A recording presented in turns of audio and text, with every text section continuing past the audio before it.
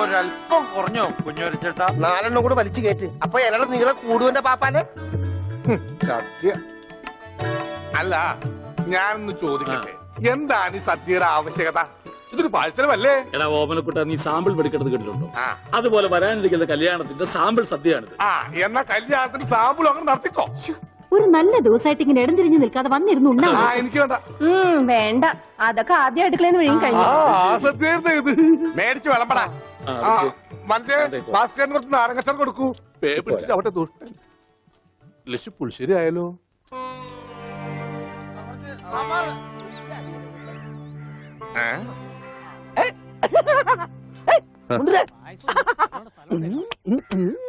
ഓമനക്കുട്ടൻ, നിനക്ക് എന്നാ പറ്റി? എനിക്കൊന്നുമില്ല, വട്ടുമാറൊന്ന് ടെസ്റ്റ് ചെയ്തതാ.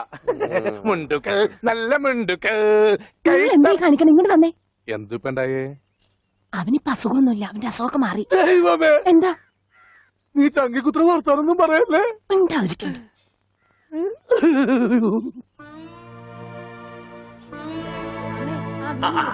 ഇവിടെ ഇരിക്കുകയാണോ? അവിടത്തെ ഊണ് തുടങ്ങി. എന്താ മോനെ വല്ലാതെ?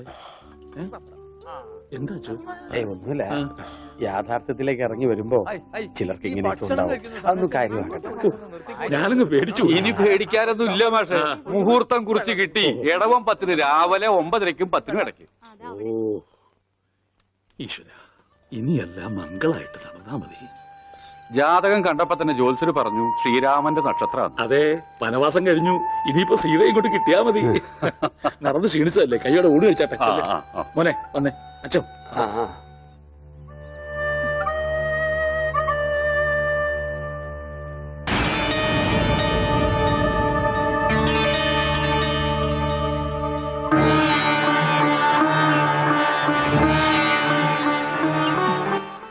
അച്ഛോ, വരും ഊണ് കഴിക്കാം. വേണ്ട, എനിക്കൊരു ഗ്ലാസ് വെള്ളം തന്നാ മതി. ഉണ്ണിയോ? ഓ, ഇനി അമ്മിക്കുട്ടി വാരി തന്നാലേ ഉണ്ണിക്കുട്ടിന് ഉണ്ണുള്ളോ? ചേച്ചി, എനിക്ക് അമ്മോനോടൊന്ന് സംസാരിക്കണം. ദേ, ആ മുറിയിലുണ്ട്, പോയിക്കോളൂ. അല്ല, ഞങ്ങളൊന്ന് പുറത്തേക്ക് വെക്കോട്ടെ? പോയിക്കോ പോയിക്കോ. പിന്നെ ഇത് എന്നും വേണം കേട്ടോ. എന്റെ കല്യാണത്തിന് മുമ്പ് ഓമനക്കുട്ടായിട്ട് ദിവസം പുറത്തേക്ക് വിളിക്കും. കല്യാണം കഴിഞ്ഞപ്പോഴോ ഞാൻ പറയാട്ടോ അമ്മക്കുട്ടിയോട്.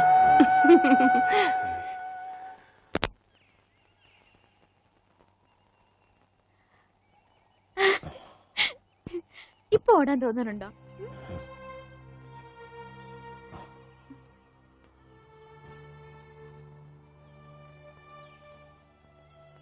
അമ്മ കരുതുന്ന പോലെ ഞാൻ മാഷിന്റെ മോൻ ഉണ്ണിയല്ല. ബാംഗ്ലൂരിലെ മഹേശ്വരൻ തമ്മി എന്ന ക്രിമിനലിന്റെ മകനാണ് ഞാൻ.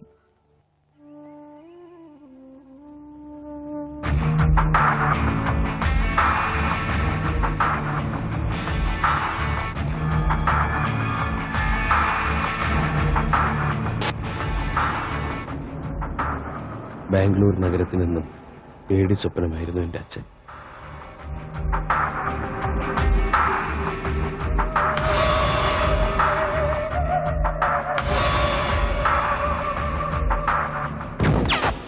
മഹേശ്വരൻ തമ്പി അറിയാതെ ഒരു കരിയില്ല പോലും അനങ്ങില്ല. രക്തം പുരണ്ട അച്ഛൻ്റെ പണത്തിനോടും ബിസിനസ്സിനോടും എനിക്കെന്നും വെറുപ്പായിരുന്നു. അതുകൊണ്ട് തന്നെ ഞാൻ അച്ഛനിൽ നിന്ന് ഓടി അകലാൻ ആഗ്രഹിച്ചു. എനിക്ക് ലഭിക്കാതെ പോയ സ്നേഹവും പരിഗണനയൊക്കെ കിട്ടിയത് അനാഥാലയത്തിൽ വളർന്ന ഒരു പെൺകുട്ടിയിൽ നിന്നാണ്, ഗൗരി. ഞങ്ങളുടെ സ്നേഹം എൻ്റെ സ്വകാര്യതയിൽ ഞാൻ അനുഭവിക്കുന്ന ഏറ്റവും വലിയ ആനന്ദമായി മാറി. ഒടുവിൽ എൻ്റെ അച്ഛൻ്റെ അറിവോ സമ്മതമോ ഇല്ലാതെ ഞാൻ അവളെ വിവാഹം കഴിക്കാൻ തീരുമാനിച്ചു. അപകടമാണെന്ന് അറിഞ്ഞിട്ടും ഒരു ഒളിച്ചോട്ടം. വിവാഹത്തിന്റെ തലേന്ന് സുഹൃത്തുക്കൾ ഞങ്ങൾക്ക് വേണ്ടി ഒരു കൊച്ചു പാർട്ടി ഒരുക്കി, രഹസ്യമായി. പക്ഷെ ഒന്നും ക്ഷമിച്ചു തരാൻ അച്ഛൻ ഒരുക്കമായിരുന്നില്ല. പിന്തുടരുന്ന അപകടം മനസ്സിലാക്കാതെ ഞങ്ങൾ ആഘോഷിക്കുകയായിരുന്നു.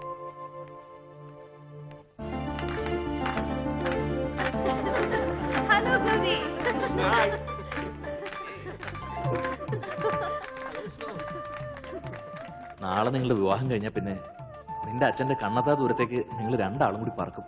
അതുകൊണ്ടാ ഇങ്ങനെ ഒരു പാർട്ടി. താങ്ക്സ്. അടുത്തായിട്ട് നിങ്ങൾ എനിക്ക് ചെയ്യേണ്ട ഒരു ഉപകാരം എന്റെ പേടിയൊന്ന് മാറ്റാന്നുള്ളതാ. ചുമ്മാ നിന്ന് വിറക്കുക. ശരിയാ, എനിക്കിങ്ങനെ വിഷ്ണുവിനെ പോലെ കരിങ്കല് പോലെ നിൽക്കാൻ പറ്റുന്നില്ല. ഇതൊക്കെ വിഷ്ണുവിന്റെ അച്ഛൻ അറിയുമ്പോ എന്താ ഉണ്ടാവാൻ നിങ്ങൾക്കൊക്കെ അറിയാലോ. ഏയ് അതോർത്ത് പേടിക്കണ്ട, വളരെ രഹസ്യമായിട്ടാ കാര്യങ്ങളൊക്കെ ചെയ്തിരിക്കുന്നത്. വിഷ്ണുവിന്റെ അച്ഛൻ ഇതൊന്നും അറിയാൻ പോകുന്നില്ല. ഗൗരി ധൈര്യമായിട്ടിരിക്കുക.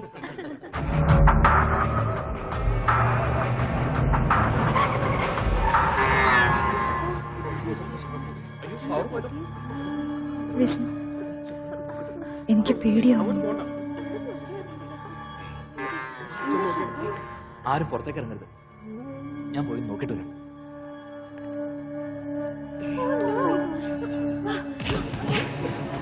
വിഷ്ണു രക്ഷപ്പെട്ടോ!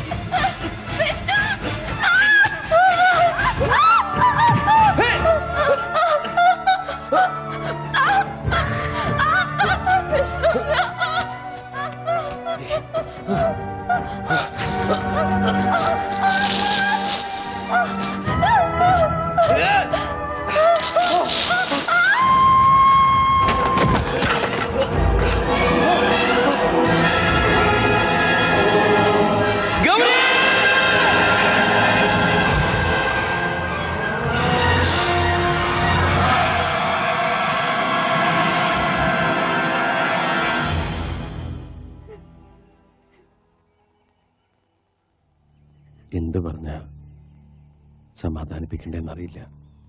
മനഃപൂർവ്വം അല്ലെങ്കിലും മാപ്പ് പറയാൻ ഞാൻ.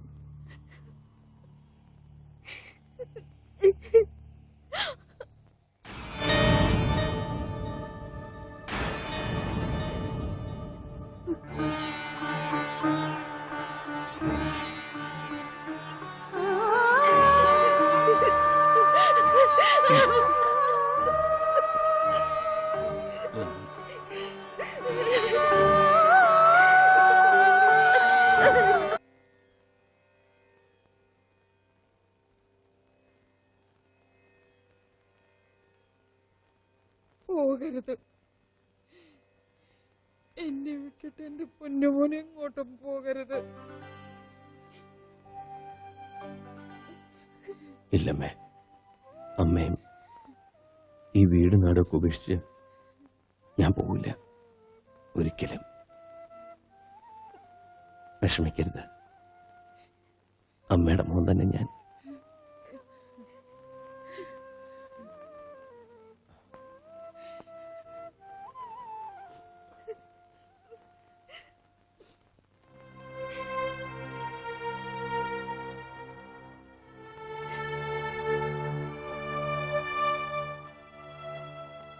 എന്തിനാ ആ പാവത്തിന് വെറുതെ ഓരോ ആഗ്രഹങ്ങൾ കൊടുക്കണത്? ഞാൻ വെറുതെ പറഞ്ഞതല്ല.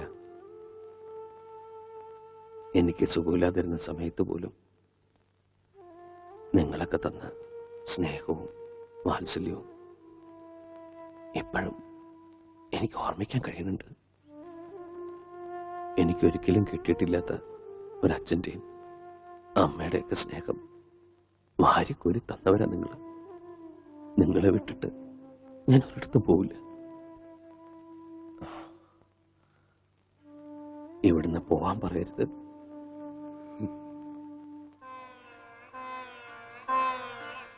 മോനി പറഞ്ഞതൊക്കെ ഞാൻ കേൾക്കാൻ കൊതിക്കുന്ന വാക്കുകളാ. പക്ഷേ മോൻ പോയേ പറ്റൂ. മകനെ നഷ്ടപ്പെടുമ്പോഴുള്ള വേദന എന്താണെന്ന് നല്ലോണം അറിഞ്ഞവനാ ഞാൻ. അതേ വേദനയോടെ മകനെ കാത്തിരിക്കുന്ന ഒരാളുണ്ട്, മോന്റെ സ്വന്തം അച്ഛൻ. ആ അച്ഛന്റെ അടുത്തേക്ക് തിരിച്ചു പോയേ പറ്റൂ. കാത്തിരിക്കേ എന്റെ അച്ഛന് ഒരു ദിവസം പോലും എനിക്ക് വേണ്ടി കാത്തിരിക്കില്ല മനുഷ്യൻ. ഒരു നിമിഷം പോലും എന്നെ ഓർത്ത് ദുഃഖിക്കില്ല അയാള്. എന്റെ ജീവിതം തകർത്തവനാ ആ മനുഷ്യൻ. അയാളുടെ അടുത്തേക്ക് ഞാൻ പോകില്ല. ഞാൻ എവിടെ ഉള്ളതെന്ന് അയാൾ ഒരിക്കലും അറിയാൻ വേണ്ട.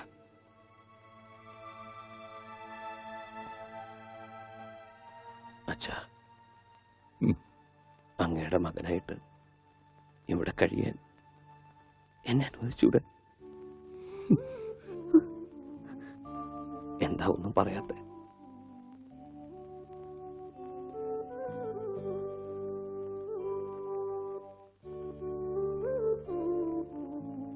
അച്ഛോ, ഭാസ്കരേട്ടാ, ഒരുപാട് ദ്രോഹിച്ചിട്ടും നിങ്ങളൊക്കെ എന്നെ സ്നേഹിച്ചില്ലേ? ഒരു വാക്ക് പറഞ്ഞൂടെ? എന്നെ പറഞ്ഞുവിടണ്ടാന്ന്.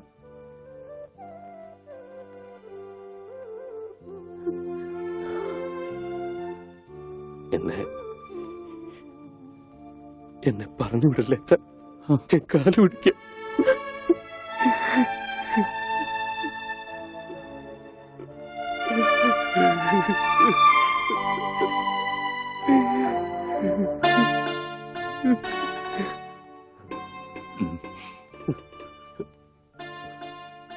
നീ എന്റെ മോൻ തന്നെയാ.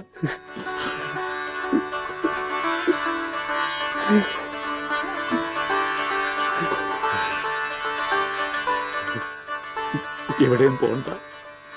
ഇനി എന്റെ മോൻ എവിടെയും പോണ്ട.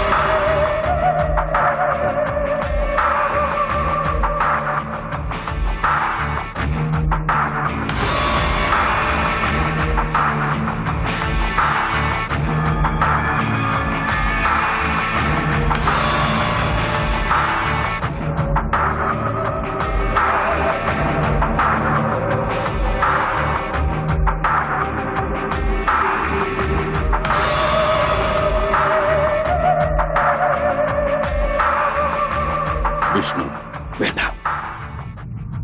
ഞാൻ നിങ്ങളുടെ മകൻ വിഷ്ണു അല്ല. ഇനി അങ്ങനെ വിളിക്കണ്ട. ഞാൻ ഈ നിൽക്കുന്ന മാഷിന്റെ മകൻ ഉണ്ണിയാ. ഒരു തെറ്റും ചെയ്യാത്ത ഒരു പാവം പെൺകുട്ടിയെ നിങ്ങൾ കൊന്നില്ലേ? അന്ന് മരിച്ചത് സ്വന്തം മകനാന്ന് കരുതിയാ മതി. ഇതെന്റെ രണ്ടാം ജന്മമാണ്. ഈ ജന്മം എനിക്ക് തന്നത് ഈ മാഷും ഈ നാട്ടുകാരും ആ നിൽക്കുന്ന പെൺകുട്ടിയാണ്. ഇവരൊന്നും വിട്ടിട്ട് എനിക്ക് വരാൻ പറ്റില്ല. ഞാൻ വരില്ല.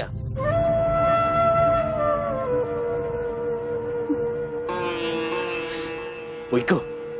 ഇനി നമ്മൾ തമ്മിൽ ഒരിക്കലും കാണണ്ട. Okay, relax relax. നിനക്ക് ഇഷ്ടമുള്ളിടത്ത് നിനക്ക് ജീവിക്കാം.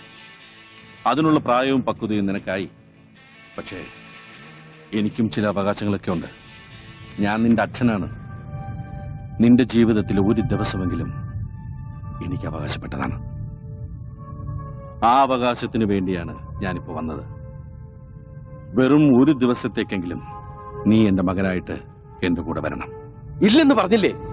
എന്തൊക്കെ പറഞ്ഞാലും ശരി, എന്നെ ഇവിടുന്ന് കൊണ്ടാ പറ്റില്ല. വെറുതെ വാശി പിടിക്കരുത്. എന്നെ നിനക്കറിയാലോ. മനസ്സിലൊന്ന് ഉറപ്പിച്ചിട്ടുണ്ടെങ്കിൽ അത് ഞാൻ ചെയ്തിരിക്കും. ഞാൻ വന്നത് നിന്നെ കൊണ്ടുപോകാനാണ്. കൊണ്ടുപോകുകയും ചെയ്യും. അങ്ങനെ നിങ്ങൾ കൊണ്ടുപോകുന്നുണ്ടെങ്കിൽ അതെന്റെ ശവമായിരിക്കും.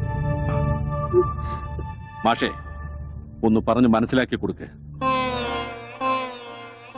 മോനെ, എന്തൊക്കെയായാലും സ്വന്തം അച്ഛനല്ലേ വിളിക്കുന്നത്. തൽക്കാലം അദ്ദേഹം പറയുന്ന അനുസരിക്ക്. ഒരു ദിവസത്തെ കാര്യമല്ലേ. പിന്നെ ഞങ്ങൾക്ക് ഇവിടെ തന്നെ ഉണ്ടല്ലോ. കുട്ടി ധൈര്യമായിട്ട് പോയിട്ട് വാ. എല്ലാവരും നിനക്ക് വേണ്ടി പ്രാർത്ഥിക്കും. സമാധാനമായി പോയി വരും.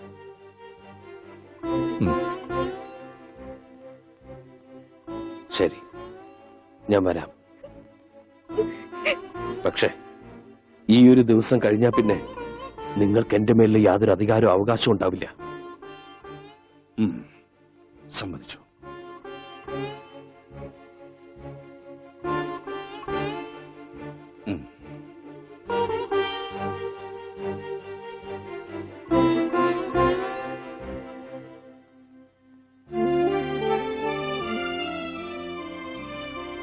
എല്ലാവരും എന്നെ ഇവിടുത്തെ ഉണ്ണിയായിട്ട് കണ്ടു. അമ്മുവിന് എന്നെ അങ്ങനെ കാണാൻ പറ്റൂ?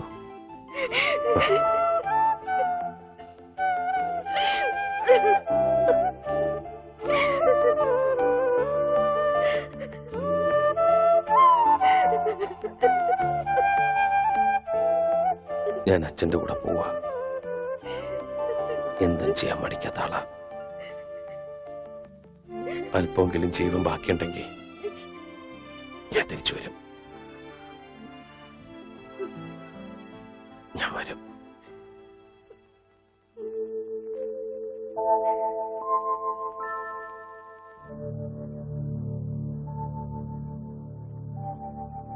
അമ്മേ,